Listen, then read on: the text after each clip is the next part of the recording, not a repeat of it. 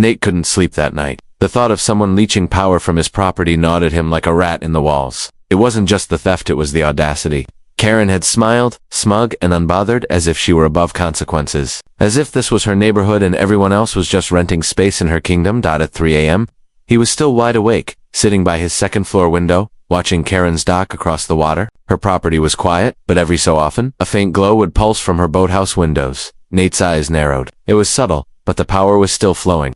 He knew it in his bones. The next morning he went down to the dock and inspected everything more closely. The cover on the electrical outlet had been tampered with, the screws were stripped slightly, and there were fresh scrape marks along the edge, signs of someone prying it open. His mind raced. How long had this been going on?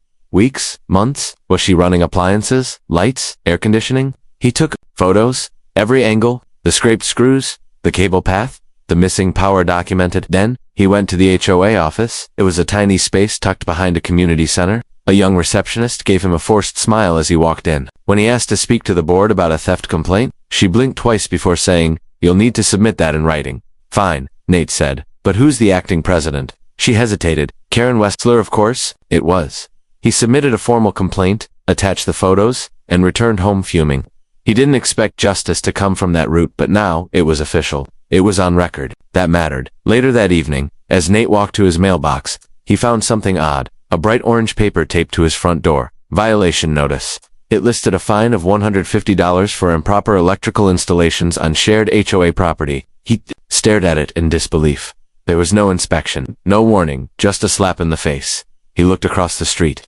Karen stood on her porch, watering her flowers, humming a tune loud enough for him to hear. When she noticed him reading the notice, she waved out the nerve. Nate didn't wave back. He turned and walked inside, but his mind was already working. Karen had sent her message loud and clear: back off, or it gets worse. He picked up his phone and called an old friend, Jake, a licensed electrician who used to do contract work for the city. "I need a full inspection," Nate said. "And cameras, small ones, hidden." Jake didn't ask questions. He just said he'd be there the next morning. That night, the lights on the dock stayed off again, but inside Nate's home, a different kind of light was flickering, the kind that ignites when a man is pushed too far, the kind that burns quietly until it explodes. He didn't want war, but if Karen was going to start one, then so be it. By the time Jake arrived the next morning, Nate had already been pacing the length of his dock for over an hour. The air was thick with tension, and Nate's gut told him things were going to escalate quickly. Jake stepped out of his truck, toolbox in hand, and gave Nate a firm nod. "All right, let's see what the queen of the HOA has been up to." They started with the power box. Jake opened it and whistled low. "You weren't kidding. Someone's been in here. This isn't wear and tear, this is fresh tampering. Like someone bypassed your line, ran an external lead, then tried to clean up after themselves. Sloppy work." Nate's jaw tightened. "Can you install a smart meter? One that logs usage?" Jake smirked. "Already brought one. You'll know exactly what's going in and out. And while I'm at it, I'll add a cutoff switch you can control from your phone." As Jake worked, Nate walked the perimeter of his property. Hidden beneath the railing of the dock, he carefully mounted two small cameras, one facing the water line, the other pointed toward Karen's property. He didn't want revenge. He wanted proof. Proof she couldn't weasel her way out of. By late afternoon, everything was in place. And just in time, around 6 p.m., as the sun dipped low, Nate heard footsteps crunching down the gravel path beside his house. He turned to see Karen approaching with two men in tow, both wearing cheap polo shirts and HOA badges hanging from flimsy lanyards. "Good evening, Nathan," Karen said, her tone syrupy with sarcasm. "We received a report of unauthorized electrical modifications on your dock. These gentlemen are here to inspect." Nate crossed his arms. "Funny, I didn't get any notice of a scheduled inspection." Karen waved her hand dismissively.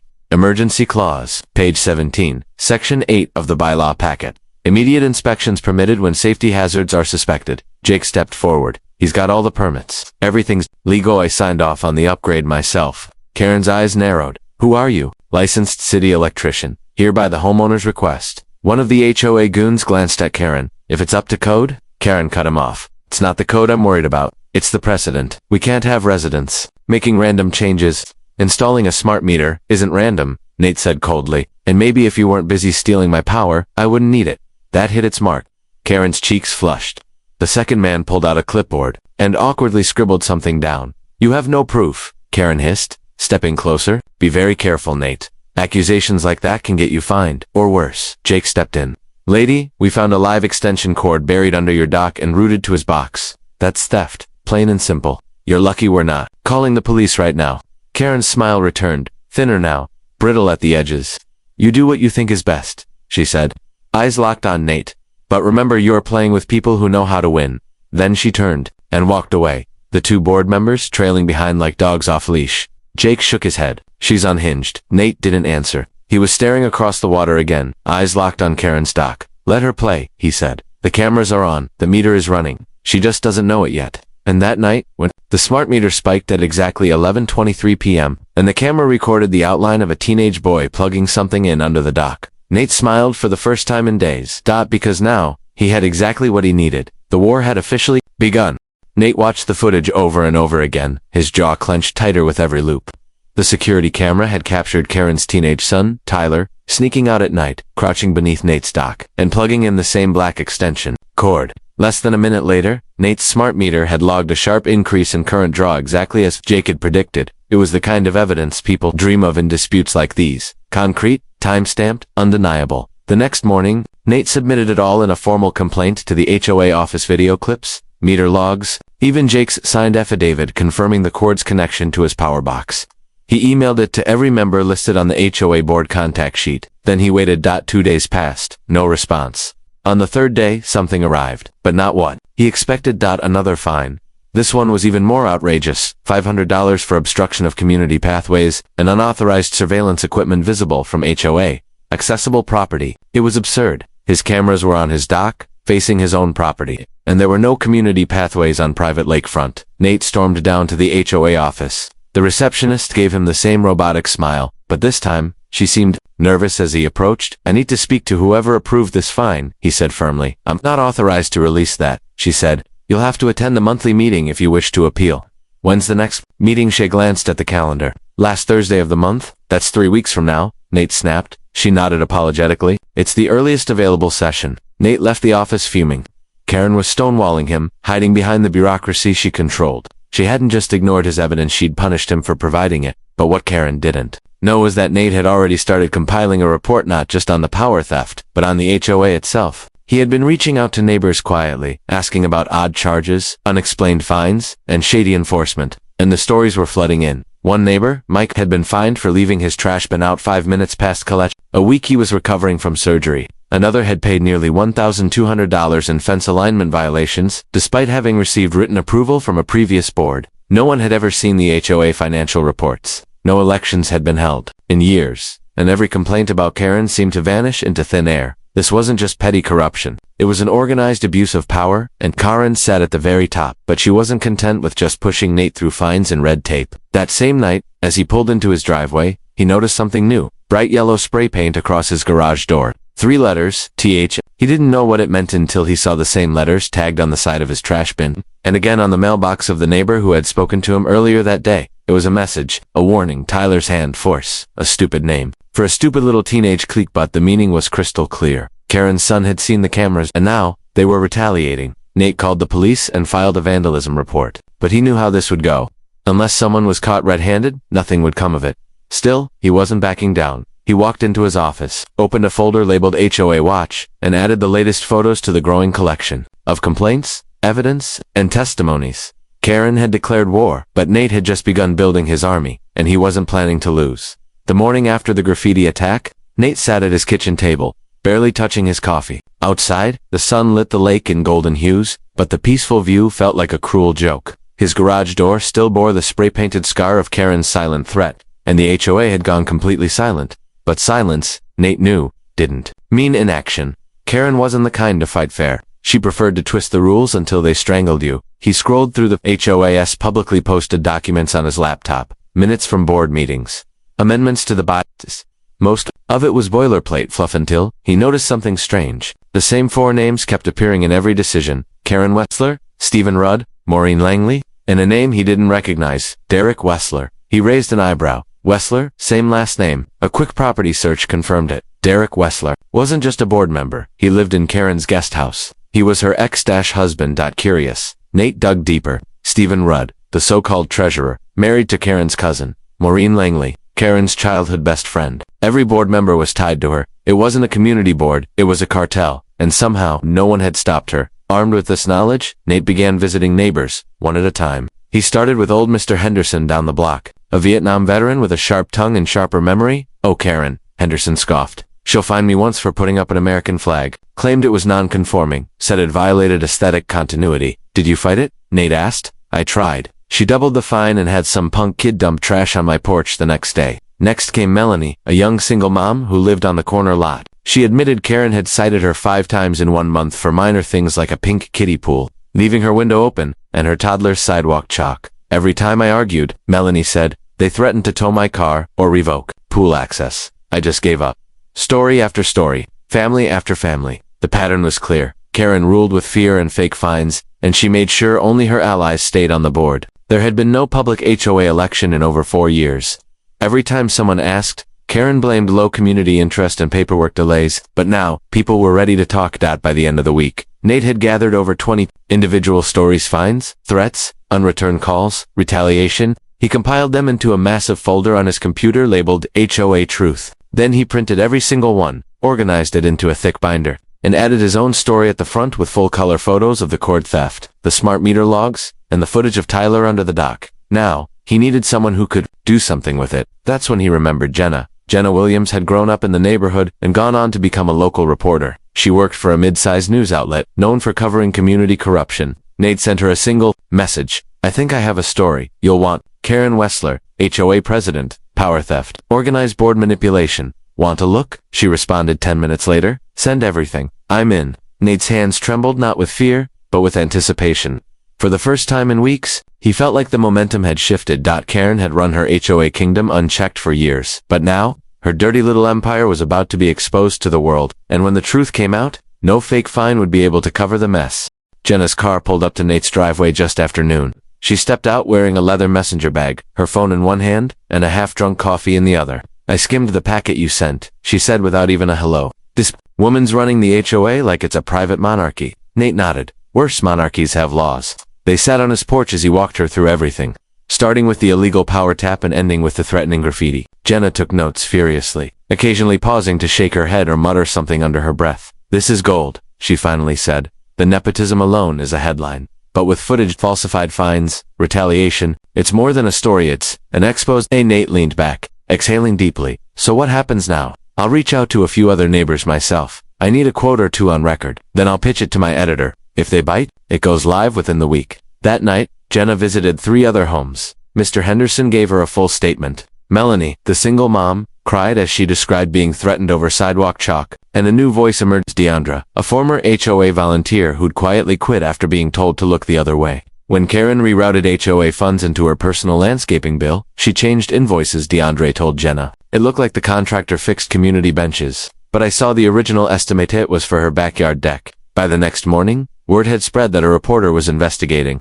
Karen must have heard too, because that day, a glossy new flyer landed in every mailbox in the neighborhood. Important HOA community update. It read. The entire first page was a long-winded speech from Karen about misinformation campaigns, troublemakers, and the need for unity under proper leadership. But the final paragraph caught Nate's eye. As your HOA president, I must warn that any residents found spreading lies or falsely accusing board members of misconduct may face legal action under civil defamation laws. He read it twice, then laughed out loud. Tight fear. That was what this was. Karen was finally scared, but her fear didn't slow her down. That night, Nate caught Tyler again, this time sneaking through the side of his property. The boy didn't touch anything. He just stood in the shadows, staring at the house for a minute, then ran off when the motion lights triggered. Nate filed another report, but he didn't bother calling Karen this time. Instead, he wrote a letter. He taped it to his front door in bold black ink for anyone to read. To whoever keeps messing with my property, I have video, I have witnesses, I have legal counsel. The next time you step foot here, I won't file a complaint. I'll file charges.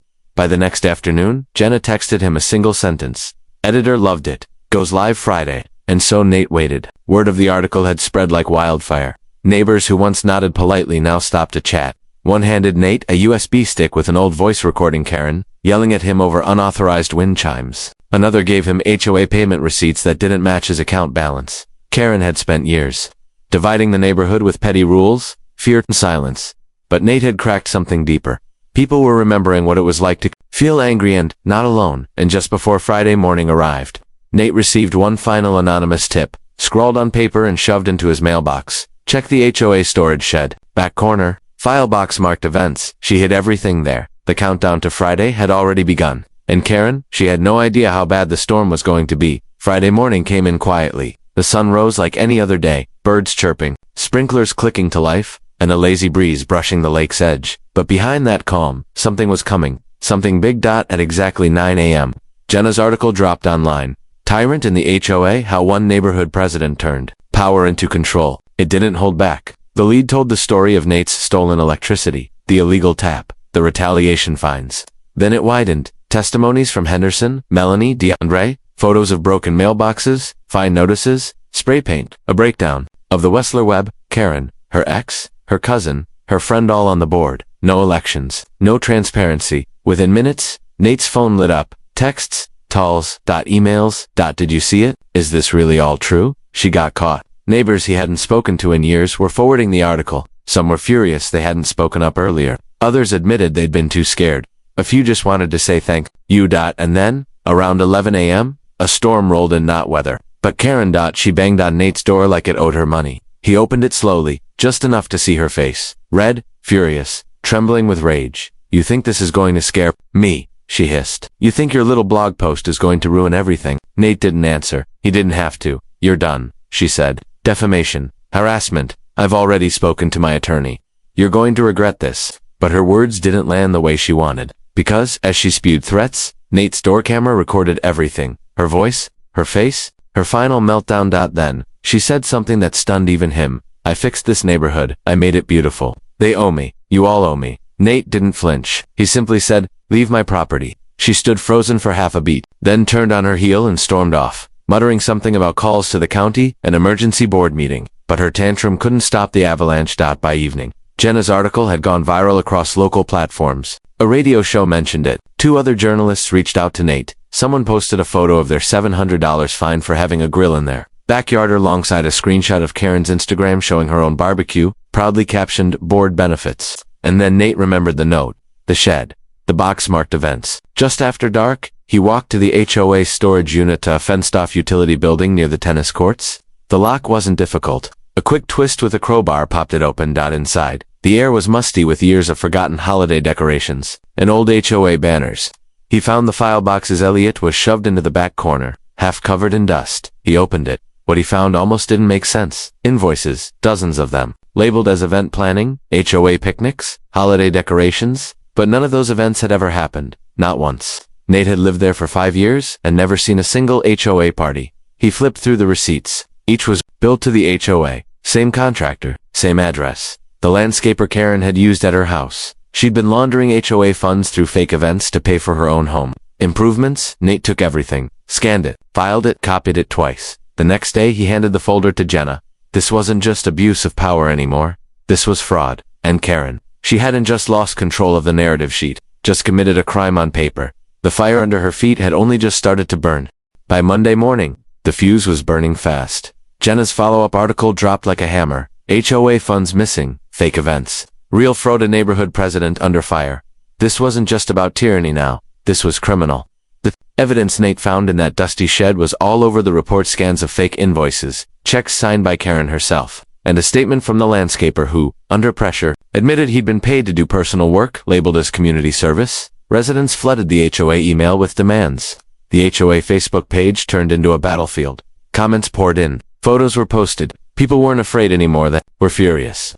A petition started circulating for Karen's immediate removal. Within hours, it had over 100 signatures, out of 147 homes in the neighborhood. And the pressure wasn't just digital. The sheriff's office confirmed they had opened a formal investigation into the HOA's finances. Karen was cornered, but a cornered animal doesn't always surrender. Afternoon, Nate was working on his laptop when he noticed something strange: his dog barking wildly at the dock. He stood up, heart skipping. Outside, someone in a hoodie was crouched under the edge of the dock. He bolted outside, phone in hand, but by the time he got there, the figure was Ganand in their place. Smoke, thin, gray, curling from beneath the dock's structure. Nate dropped to his knees and pulled open the access panel. Flames licked the underside of the decking. Something had been jammed between the beams, a small pile of soaked rags and a crude fire it hadn't caught completely, but it was close. He grabbed the hose and sprayed for 10 straight minutes, until not a single ember dared remain.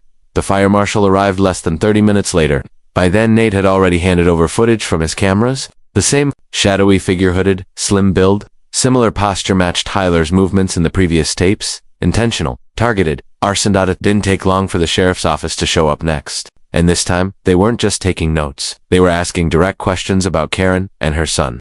Karen's property was visited that night, and Tyler was questioned in the driveway. Karen screamed at the deputies. Nate watched from across the street, arms crossed, silent. The next morning, everything changed. A formal letter was delivered to every resident. Karen Wessler had been suspended from all HOA duties pending investigation. The rest of the board heard cronies resigned before they could be questioned. HOA control was temporarily placed in the hands of a neutral county administrator. For the first time in years, Karen didn't have control, but she still had rage.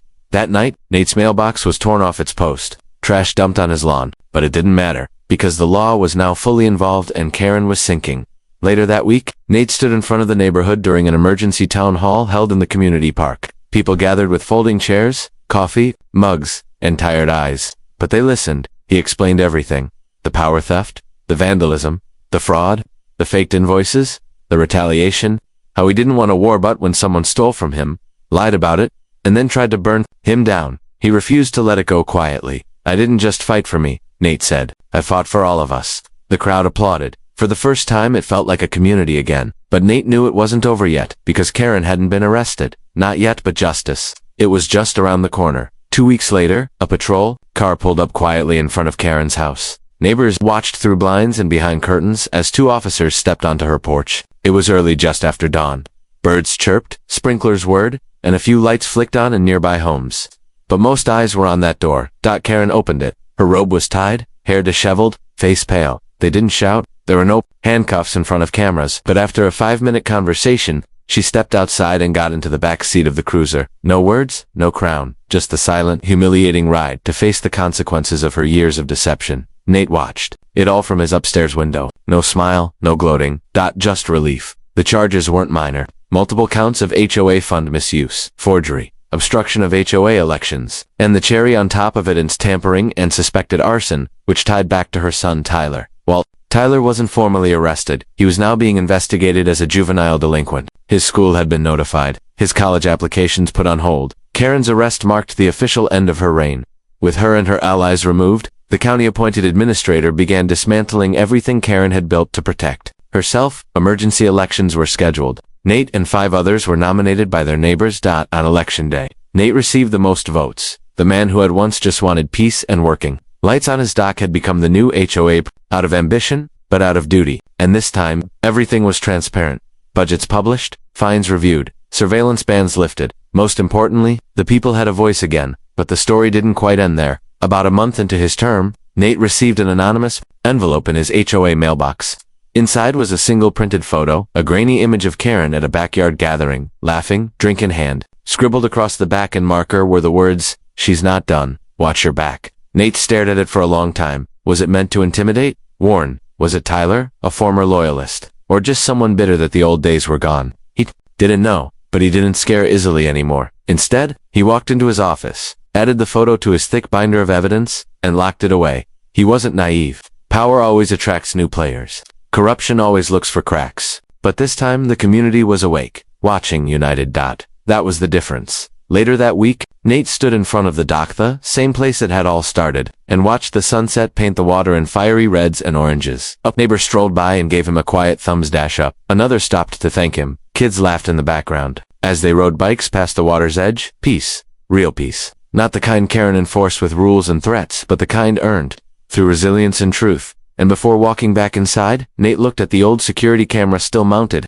on the corner post. He reached up, removed it, and dropped it gently into a storage box. He didn't need it anymore. If anyone ever tried to steal power again, littoral or otherwise, they'd be facing a neighborhood that remembered, a neighborhood that fought back. And one final call to action narrated softly over outro footage. If you've ever dealt with HOA tyranny, fake fines, or power-hungry board members, you're not alone. Drop your story in the comments below. Like this video if you believe communities should serve the people, not control them. Subscribe for more true stories where the little guy fights back, and wins. And remember, sometimes the quietest neighbor becomes the loudest justice.